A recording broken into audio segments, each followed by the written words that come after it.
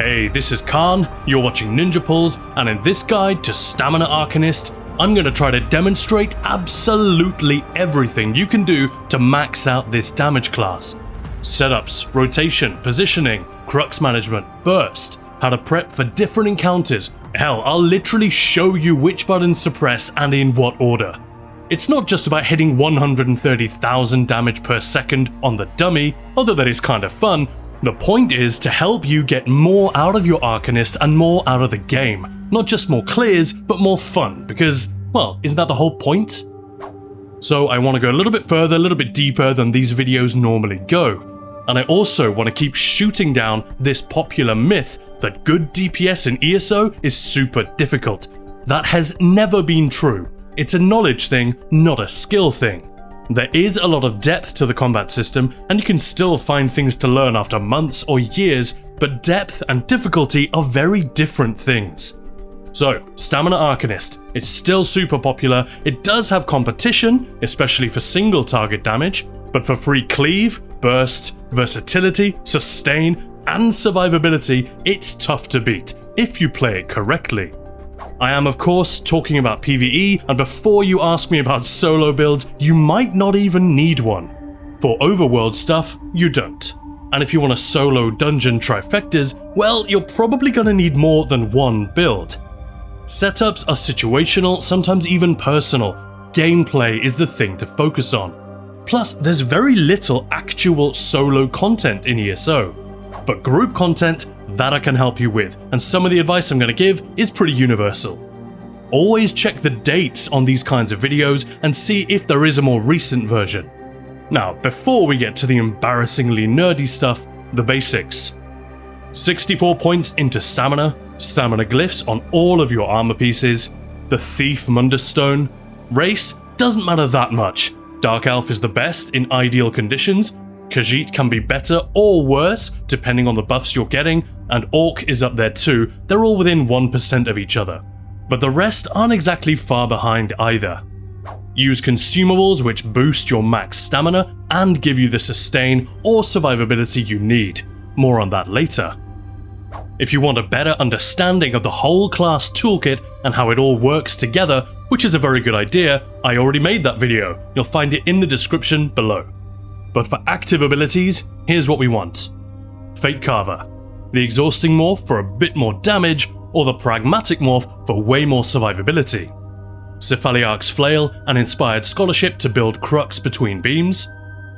Fulminating Rune and the Languid Eye.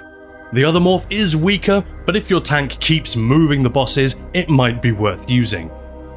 Blockade of Fire is the best backbar dot for this class, although Endless Hail or Quick Cloak also work very well. On the front bar, Barbed Trap and Quick Cloak. This is highly recommended for major evasion and for damage. Dawnbreaker. And the last one is a flex spot, but we can put Scalding Rune there by default. The Runeblade spammable is kinda hard to recommend. With Tentacular Dread, the single target damage on it is pretty good, but Fate Carver is just a better all-round choice. More cleave, more burst, and it's easier to use, which makes a huge difference to most players.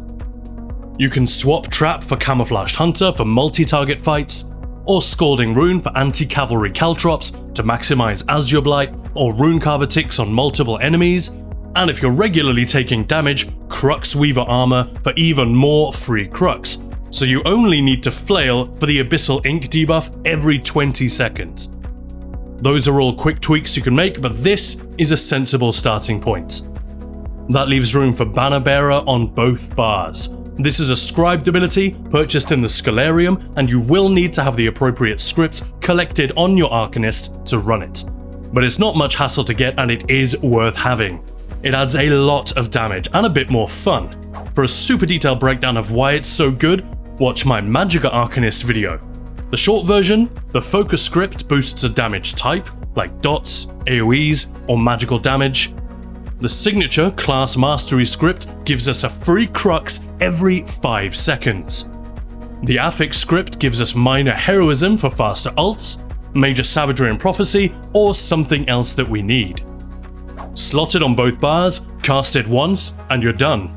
Up to 6 group members inside the aura will inherit that focus script, which buffs a specific damage type, and they'll get the affix script too, if it's a minor buff, like minor heroism. If it's a major buff, like major prophecy and savagery, then it's just you that gets it. That's the rule with scribed abilities. The class mastery script with the free crux, that's also only for you. And that's the main thing that makes the banner so strong on an Arcanist.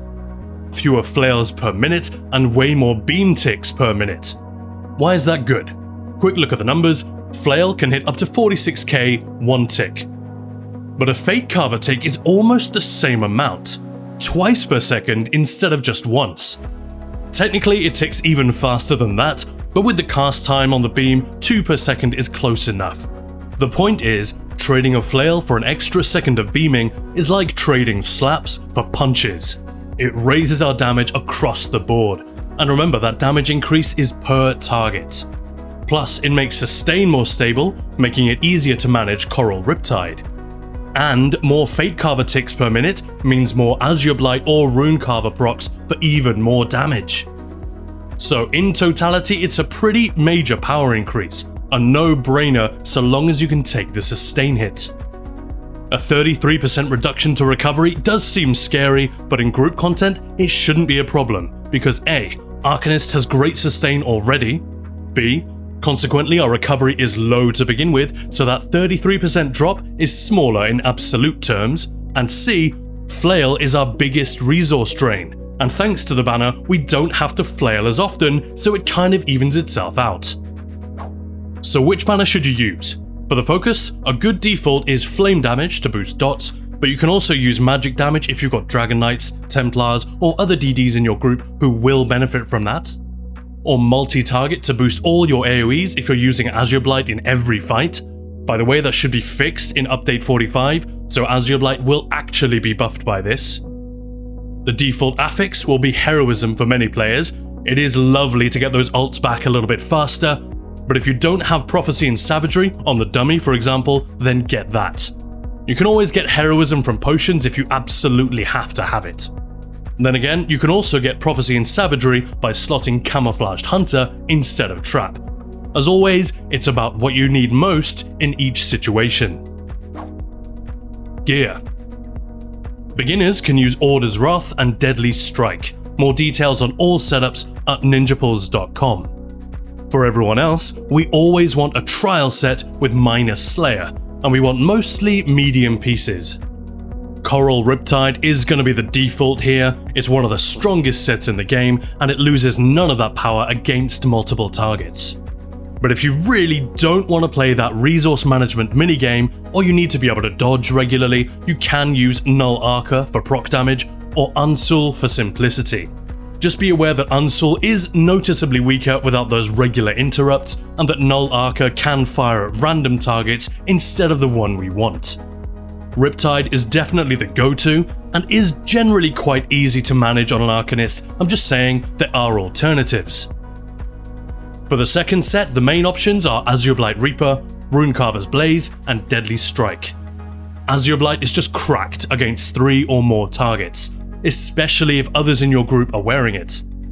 Runecarver's Blaze works much better on an Arcanist since Banner came along. Very strong single target damage and decent built-in cleave, although it doesn't compete with Azure Blight in really crowded fights. Deadly Strike is a jack-of-all-trades option, kinda like Unsul. It looks pretty meh in test conditions, but the less perfect the fight, the more that gap will shrink, and against multiple targets, Deadly's 5-piece bonus is nice and dependable. I'm also going to mention Whirl of the Depths, which is one of those sets that gets ignored because it's not quite top tier and because it's light. But it does have minus Slayer, and it is strong in the right situation, especially if you need an extra light piece or two for a little more penetration. Highland Sentinel is just for pushing numbers on the dummy. It's very rare that you can actually use it in content.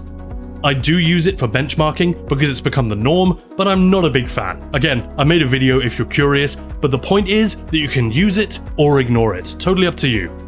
Gear often changes from fight to fight anyway, so it's really about having a good rotation and good gameplay. That's what matters. We also want the Velothi Urmage Amulet, the mythic which is practically mandatory with Fate Carver, a Slime Crawl one piece, and the Maelstrom Inferno backbar. Like I said, other backbars are available, but this is generally the best option. It takes pressure off our stamina, gives us a nice wide corridor of damage, and some nice burning up time. Remember, status effects are extra valuable to Arcanists, as explained in the Arcanist overview video. Traits and glyphs. Bloodthirsty jewelry with weapon damage or spell damage glyphs, an infused backbar with a weapon damage glyph. So long as blockade is rolling, this enchantment will buff all our damage. On the front bar, double charged daggers is a good default. Status effects make up 9 to 12% of our damage, but it won't yield the highest damage everywhere. So if you really want to min-max, you can have a Nirnhoned and maybe also a precise dagger ready for fights where status effects shrink as a proportion of your total damage. In multi-target fights, for example, where there isn't one priority target and you want to maximize damage on all targets. If you're short on penetration or critical damage, don't forget maces, axes, or the sharpened trait. You shouldn't need them, but these stats are super important, and if you're not reaching the cap, fixing that should be your priority. Another option is to talk to your tanks and politely ask them why they're not doing their job. Champion points. Get all the non-slottables. If you don't have enough CPs for that, grab those that affect damage first, then the rest. Start with the 2 slottables that affect more than half of your damage. In the case of Arcanist, the overwhelming amount of our damage is area of effect, about 70%, and over time, 80%. So we take Biting Aura for AoEs and Thaumaturge for dots. Of course, once you're fighting multiple targets, these will shift, especially with Azure Blight, but still, no other class has damage ratios this heavily skewed, so we get more out of these CPs than everyone else. The next most powerful slottable is Exploiter, if your target is getting good uptimes on off balance. Maximum uptime is about 32%, but if nobody is actively providing this debuff, then slot something else. It's worth saying that off balance can be especially important to Arcanists, because it's such a bursty class, and if we line up our burst with that juicy 10% extra damage, it can make a big difference. If you're not hitting 18.2k penetration on your target, you can use Force of Nature to get there, or maces or light armor pieces. And if you're not at or close to the critical damage cap of 125%, Backstabber and Fighting Finesse will sort you out. If you don't need any of those and still have a spot, Wrathful Strikes is next. Other options include Master at Arms if you can't use Exploiter, but you are getting a lot of damage from Azure Blight explosions. Occult Overload if adds are dying very regularly, and finally Untamed Aggression or Arcane Supremacy if you're completely out of ideas. Finally, Consumables. Your default should be a max level ragu recipe for stamina and health, or for easy content where you don't need the health, a max level vegetable recipe for the most stamina you can possibly get. There's also Lavafoot Soup. You'll find a full list on ninjapools.com. As for potions, you generally want tri-stat potions, but if you can't get Major Prophecy and Savagery any other way, Essence of Spell Power or Weapon Power. Again, all on the website along with trash setups and everything else. Now, none of this is set in stone. I am not selling a specific build. The best thing you can do is tweak things as you go. And be skeptical of all the clickbait floating around saying stuff like God Mode Arcanist or the only build you'll ever need. These are usually made by people who don't even play ESO. You can still find some fun ideas, but don't just copy one loadout from me or anyone. Rotation. The thing that probably changes the least is the Arcanist rotation itself. Here's the basic structure you can use as a starting point. This is shown with Exhausting Fate Carver, but if you use Pragmatic Fate Carver, the shield morph, then obviously each beam will be 1 second shorter. That actually makes the sequence work a little better, since dots will be recast earlier and have less downtime. Still, the rotation is not quite static, meaning it's not exactly the same sequence over and over. Trap and Fulminating Rune don't fit neatly with the timings here, just work them in every 20 seconds and pair them up if that helps. Sometimes you will need to flail at the end of the second line, sometimes you won't. We'll come back to that.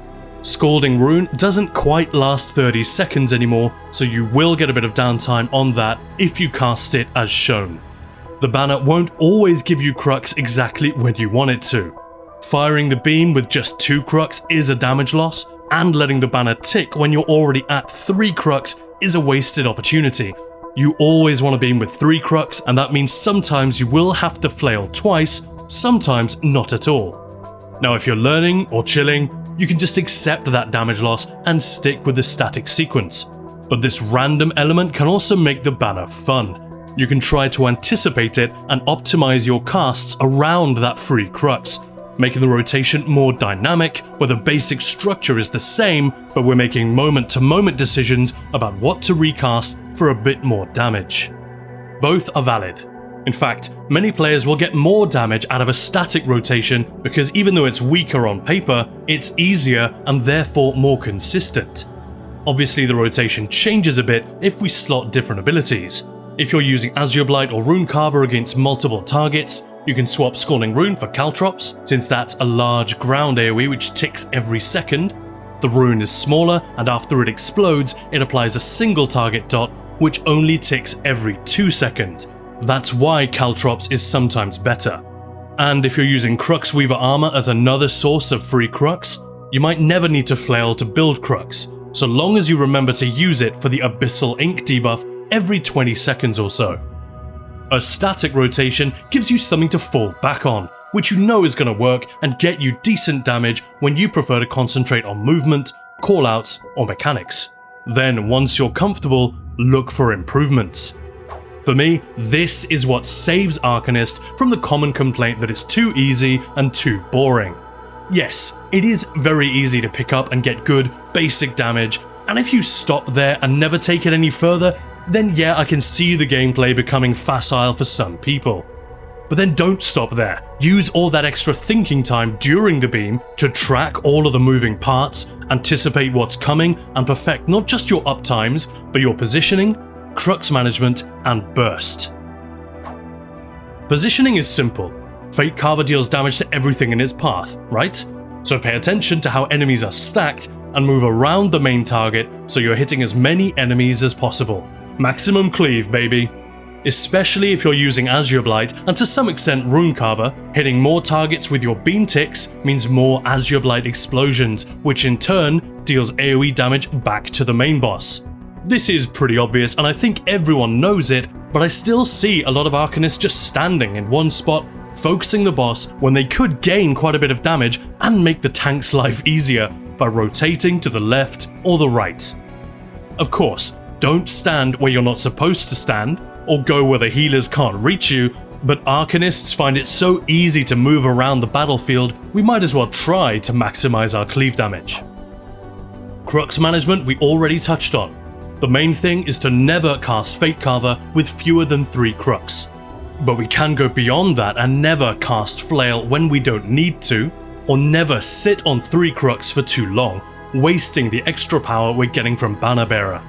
If you're on PC, add-ons can help a lot with this. I prefer to keep my UI clean, but using something like Exoi's Crux Tracker is way easier than squinting to see how many Crux glyphs are floating around your character. It also has a little timer for the Crux you get from your banner, so you can anticipate those. This is pretty min-maxy, and if you're still learning, you absolutely do not need to think about this stuff. And if you can't use add-ons, then yeah, don't sweat it. This stuff is never mandatory, just enjoy the game. But if you've mastered the core Arcanist gameplay and you want to kick things up a notch, do this. You can also track your burst. This goes for any class, and at a basic level, it's just timing your ultimates alongside your supports. Things like Major Force, Major Vulnerability, Major Slayer, Glyphics, keeping track of Pillager's Profit, and not wasting the extra power from that set. It doesn't always work out perfectly, but if you can line up your big damage spikes for when the boss is most vulnerable, you'll see a big difference. The other thing you can do is track off-balance phases on the boss. These are 7-second windows where we deal 10% extra damage because of the Exploiter champion point. You may be thinking, well, I'll get that 10% damage boost anyway for 7 seconds out of every 22, so that's 32% of the time. That's true, but remember that Arcanist damage is very spiky. Compared to something like Necromancer, which tends to be fairly stable, Arcanist's goes up and down like a heart rate monitor. In this 130k test I did, the damage peaks at 250k per second, and it dips as low as 50k per second. That is a crazy difference. So what exactly I'm doing when off-balance rolls around can make a pretty big difference. If I offer you a choice between 25k free damage per second or 5k per second, I know which one you're gonna choose. This is the most min-maxy thing I'm going to talk about in this video, and I think it's probably the hardest thing to do consistently. At least for me. On the dummy, it's not too bad, since off-balance comes around with perfect regularity, and you can use heroism potions to get your ults back just in time, although your light attack weaving has to be on point as well. If you miss too many light attacks, you'll also miss some ulti-gen ticks, and your ults will be delayed. I know there are some players who are a bit unimpressed with the whole light attack weaving thing, and yeah, it's unfamiliar because it's kind of unique to ESO, but really once you get used to it, it's not difficult. And it doesn't have to be perfect, just click that light attack a few milliseconds before each ability, and most of them should go through. Fake cover is weird, I find that I have to light attack a bit earlier for those to register, but don't worry, so long as you light attack every 9 seconds at least, your ulti-gen won't be too bad. For tracking off balance, I recommend using an add-on. You can see the effect in-game by the swirls over the head, kinda like in a cartoon when someone takes a hit to the dome, but sometimes that's really hard to see, especially in the chaos of a trial fight. Also, the timing depends who in your group is applying off balance and how perfect their uptimes are. If you run with pugs and nobody's doing it, then forget all this, ditch the exploiter CP and just use something else. But you can still practice it on the dummy. Then if you do decide to join a guild or an organized group later, which you should, it's hands down the best way to do trials. Then you can bust out this trick and amaze everyone with your crazy skills. Those are all the tips I can think of, and it's pretty exhaustive. Some of that may be super obvious to you if you have a lot of experience running with organized groups, but we meet so many players joining ninja pools who are really good, but no one's ever told them this stuff about positioning, burst, and off balance. But again, it's not needed, so only do it if it makes things more fun and interesting. But it all goes back to that basic rotation and structure. From that starting point, plus these tricks, I was able to get just over 130k on the dummy. Pre-buff with Cloak, Scholarship, Scalding Rune, Trap, then Ult, Flail, Blockade, and Beam. I tend to hold Fulminating Rune, so I get off more beam ticks in that first off balance, then Flail, get the rune going, and Beam again. Every trick I've gone over in this video is in use here, except stuff like positioning for cleave and support ults. Everything else I'm trying to do as well as I can. The idea that I can do anything in this game perfectly is laughable. I think I'm a better teacher than I am a player, but at least you can see how I'm prioritizing recasts and sometimes ignoring them in favor of beaming instead. This was done with Coral Riptide and Highland Sentinel. If you replace Sentinel with Runecarver or Pillar of Nirn, it drops by 3 to 4k, at least for me. If you drop Riptide, then you'll lose a bit more. I'm using the Flame banner with Class Mastery and Major Prophecy and Savagery, plus Heroism potions. In multi-target fights, you can often swap Trap for Camouflaged Hunter to get Prophecy and Savagery, then use regular Tri-Stat potions and put Heroism on the banner instead. I use the add-on Pen Test to track off balance. The goal is to see the window coming and be beaming during those 7 seconds, ideally with all your dots ticking, but that won't always be possible. If you can also drop your Languid Eye just as this phase begins, perfect. Like I said, there are other ways to track it and you can just ignore it. You might only lose 2% damage, but then again, you could lose more. If you're trying to do this, you've got minor heroism, but you just can't get your ults to line up, check your speed and your weaving. 1 cast per second, or as close to that as possible. If you rush, light attacks can easily get skipped and you'll lose some ulti gen. It's quite a common cause of DPS loss that I see when players post CMX reports for analysis in our Discord. I'm also trying to keep an eye on the green timer on the right, which shows incoming Crux from the banner. This is part of ESO's Crux tracker. You may have to switch it on in the add-on menu. Based on this, I can see if I'm going to need to flail twice or not at all, which will net me a little extra damage. Again, not necessary, but a nice little feature. You do not want to waste Crux, so try to avoid sitting at 3 stacks and wasting banner ticks. Probably better to let a dot expire for a few seconds and come back to it. When you know a burst phase is coming, it's not a bad idea to refresh some of your dots a bit early so you won't have to mess around with recasting them during. Once you get below 6% or so, just make sure blockade is running and then flail and beam until it's dead. 130k. I'm happy with that. Dummy numbers are just a benchmark, but there's almost nothing about the rotation here that doesn't translate to content. Sure, the damage numbers will change. In fact, in content they can go a lot higher. But so long as you watch your feet and stay alive, all the same stuff applies. So hopefully me going over all these things will help you break some new ground with this class. That's it, both Arcanists done. Check out the Magicka Arcanist if you haven't already. Many people have been surprised at how strong it is. Dragonknight will be next, and I'm updating the Ninjapools website with all of this stuff as I go, and you'll find more guidance there on trash setups, consumables, CPs, and all that good stuff. Now, a quick cry for help. Believe it or not, these videos take a pretty enormous amount of time and work, and I want to get through all 14 damage classes, so Maya and I would be deeply grateful if you can support Ninjapools in some way by becoming a member on YouTube, by subbing on Twitch, or just with the free and easy stuff like sharing this video in one of your Discords, posting some words of encouragement. It all helps, genuinely. Thank you for watching, all the best, and I'll see you in the next one.